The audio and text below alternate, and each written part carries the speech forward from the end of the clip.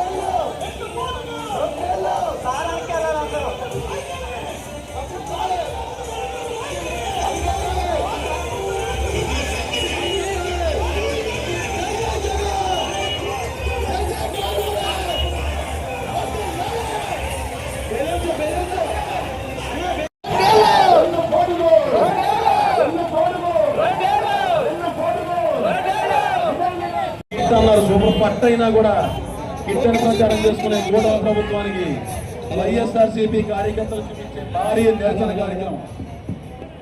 ప్రతి ఒక్కరూ కూడా మీ కళాన్ని వినిపించవలసిందిగా, ప్రతి ఒక్కరు కూడా గొంతెత్తి చెప్పాల్సిందిగా.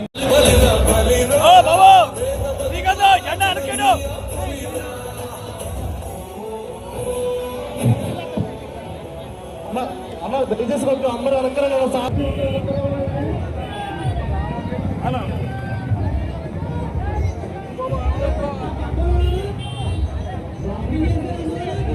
ఇవాళ ఈ కూటమి ప్రభుత్వం వచ్చి ఎన్ని అబద్ధాలు అధికారంలోకి వచ్చి ఇవాళ మాయ చేసే కార్యక్రమం చేస్తున్నారు.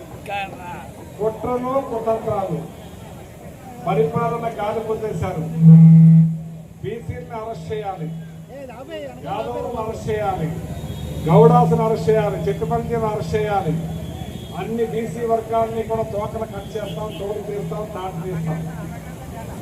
ఇవాళ మరి ఎన్ని రకాల ఇబ్బందులు కల్పించారో మన నాయకుడికి.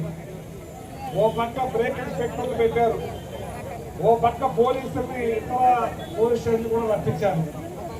ఈ కార్యక్రమాన్ని భగ్నం చేయాలని విశ్వప్రయత్నం చేశారు. ఏదైనా ఏమైనా ఏ అరెస్ట్ అయినా దేనికైనా దేవుడికి తప్పించి భయపడని చెప్పి సందర్భంగా మనం చేస్తున్నాం.